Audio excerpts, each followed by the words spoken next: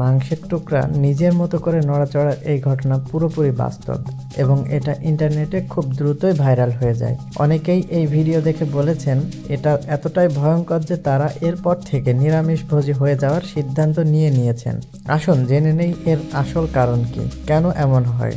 আসলে খুব তাজা গরুর মাংসের স্নায়ুগুলো লম্বা সময় ধরে সক্রিয় থাকে। যদিও প্রাণীর কেন্দ্রীয় স্নায়ুতন্ত্রগুলো মৃত থাকে, তবুও স্নায়ুর শেষ প্রান্তগুলো এবং মাংসপেশিগুলো কিছু সময় ধরে সক্রিয় থাকে এবং যখন এর উপরে লবণ ছিটানো হয় তখন লবণের সোডিয়াম আয়ন স্নায়ুগুলোকে জাগিয়ে তোলে। এর ফলে মাংসের টুকরোগুলো এমনভাবে নড়াচড়া করে মনে হয় যেন এটা এখনো জীবিত।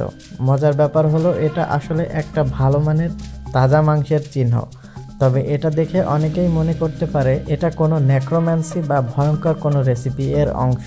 সত্যি বলতে এই ঘটনা আমাদেরকে শিখিয়ে দেয় প্রকৃতি কতটা অদ্ভুত এবং অবিশ্বাস্য হতে পারে। আর শুধু এটাই না, আজকের ভিডিওতে আমরা আরও এমন কিছু বিস্ময়কর ঘটনা নিয়ে আলোচনা করব যেগুলোর বৈজ্ঞানিক ব্যাখ্যা না জানলে আপনি হয়তোবা মনে করতেন এগুলো ভৌতিক কোনো কিছু। চলুন তাহলে শুরু করা যাক। কল্পনা করেন আপনি একটা গ্যাস স্টেশনে গাড়িতে তেল ভরছেন, সবকিছু স্বাভাবিকই মনে হচ্ছে, কিন্তু হঠাৎ করে মাটির নিচ থেকে বিশাল একটা ফুয়েল ট্যাঙ্ক উঠে আসতে শুরু করলো। মনে হবে যেন মাটির ভেতর থেকে কোনো এক দৈত্য উঠে আসছে। এটা আসলে কোনো ভূমিকম্প বা মেঘের গর্জনের কারণে না, এর পেছনে আছে একটা মজাদার বৈজ্ঞানিক কারণ। এই ট্যাঙ্কগুলো সাধারণত মাটির নিচে অনেক গভীরে পুঁতে রাখা হয়। সেগুলো এতটাই ভারী যে কখনোই সেটা আর মাটি থেকে উপরে উঠে আসতে পারে না। কিন্তু বন্যার পানি যখন মাটির নিচের স্তরকে অনেক বাড়িয়ে দেয় তখন পানির চাপ মাটির উপরের স্তর সরিয়ে দেয়। এর ফলে মাটির নিচে থাকা এই বিশাল ট্যাঙ্কটা পানির উপরে ভাসতে শুরু করে। এটা দেখতে যেমন ভয়ঙ্কর তেমনি অবিশ্বাস্য। 30 মে 2024 বেইজিং শহরে এটা ছিল একটা বড় ঝড় এবং বৃষ্টির দিন। সিসিটিভি ক্যামেরা সদর দপ্তরে বিশাল কাজ পরিষ্কার করছিলেন একদল কর্মী। তবে সেই কাজ তাদের জন্য যত সাধারণ ছিল, পরিস্থিতি তার চাইতে অনেক বেশি ভয়ঙ্কর হয়ে ওঠে। ঝোড়ো হাওয়া এতটাই শক্তিশালী ছিল যে শহরের বিভিন্ন জায়গার গাছপালা ভেঙে পড়ছিল। আর এই ঝোড়ো আবহাওয়ার মাঝে সেই কর্মীরা বিল্ডিং এর উপরে ঝুলেছিলেন আর তাদের রশিগুলো এতটাই দুলছিল যে মনে হচ্ছিল তারা যে কোনো মুহূর্তে নিচে পড়ে যেতে পারেন। এই দৃশ্য দেখে যারা আশেপাশে ছিলেন তারা আতঙ্কে চিৎকার করতে থাকেন, কিন্তু অলৌকিকভাবে সবাই আস্তে আস্তে নিরাপদে নিচে নেমে আসতে পারে। হাই স্পিড ট্রেনের সামনের অংশ রক্তে রঞ্জিত। এটা কি কোনো ভৌতিক সিনেমার দৃশ্য? না, এটা বাস্তব। এটা ঘটে দ্রুত গতিতে ট্রেন চলাচলের সময়। এই ট্রেন এতটাই দ্রুত গতিতে চলে যে রাস্তায় থাকা পাখিরা অনেক সময় এটা এড়িয়ে যেতে পারে না। তারা ট্রেনের সঙ্গে ধাক্কা খায় এবং এর ফলে রক্তের দাগ ট্রেনের গায়ে লেগে থাকে। দুঃখজনক, এই রক্ত পরিবেশবিদদেরকে গভীরভাবে চিন্তিত করে তুলছে। সাধারণত বন্য পাখিরাই এই দুর্ঘটনার শিকার হয়। আসলে এই সমস্যার সমাধানের তেমন কোনো উপায় নেই, তাই আমাদেরকে অপেক্ষা করতে হবে যতদিন না পাখিরা নিজেরাই শিখে নেয় যে এই রাস্তাগুলো তাদের জন্য নিরাপদ নয়। বলুন তো এগুলো কি? এটা মূলত ফ্লোরিডার একটা অভয়ারণ্য।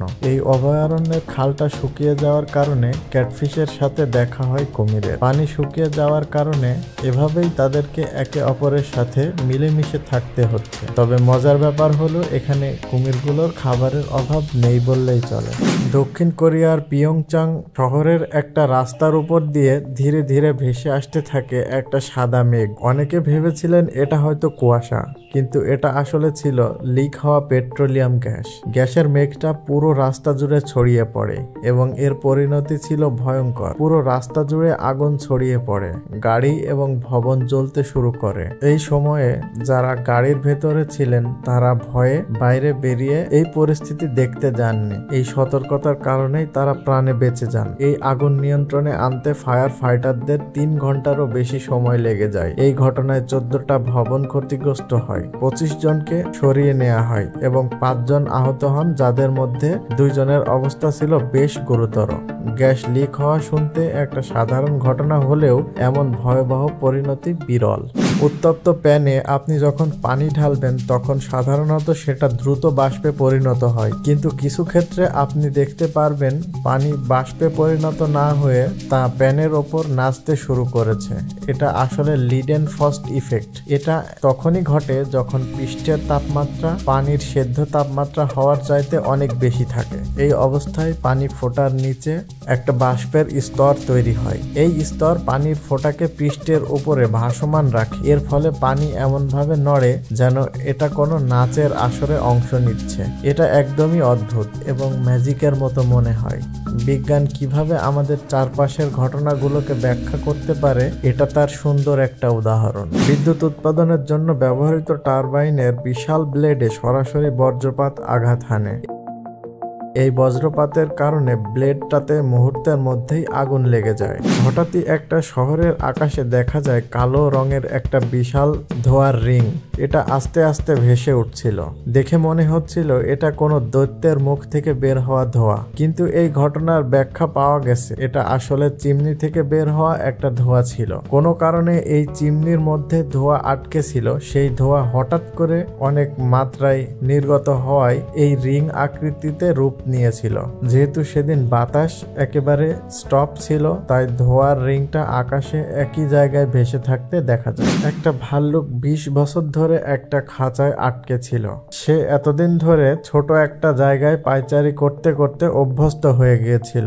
যখন তাকে বিশাল একটা অভয়ারণ্যে ছেড়ে রেখে আসা হয়, তখনও সে একটা বৃত্তকে কেন্দ্র করেই পায়চারি করতে থাকে। মূলত এটা ছিল তার মানসিক আঘাতের প্রভাব, আর তাই কর্মীরা একটা পাথর দিয়ে তার পথকে আটকে দেয় যাতে তার এই পায়চারি করাতে বিঘ্ন ঘটে। এতে করে ভাল্লুকটির অভ্যাস পরিবর্তন হতে শুরু করে। আর এই ঘটনা আমাদেরকে শেখায় বন্য প্রাণীদেরকে প্রকৃতিতেই রাখা উচিত। তারা প্রকৃতির জীব এবং প্রকৃতির মধ্যেই তাদের সুখ। একটা ব্যাঙ আর একটা জোনাকির মধ্যে কি সম্পর্ক থাকতে পারে? শুনতে অবাক লাগলেও এটা একেবারেই বাস্তব ঘটনা। হঠাৎ একটা ব্যাঙ একটা জোনাকি পোকাকে গিলে ফেলে, কিন্তু মজার ব্যাপারটা হলো জোনাকিটা তখনও জ্বলছিল।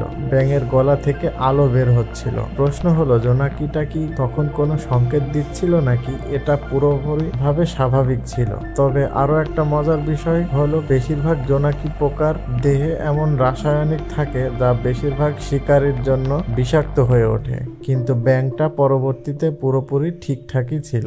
আপনি কি জানেন পারমাণবিক অস্ত্র কিভাবে এক জায়গা থেকে অন্য জায়গায় নিয়ে যাওয়া হয়? আসলে এটা কোনো সিনেমার দৃশ্য না, কোনো বিশাল কনভয় বা সাইরেন না। এসব অস্ত্র সাধারণত ট্রাকেই বহন করা হয়। তবে বাইরে থেকে দেখতে ট্রাকটা সাধারণ মনে হলেও এর ভিতরে স্টিলের পুরো দেয়াল আর অত্যাধুনিক নিরাপত্তা ব্যবস্থা আছে।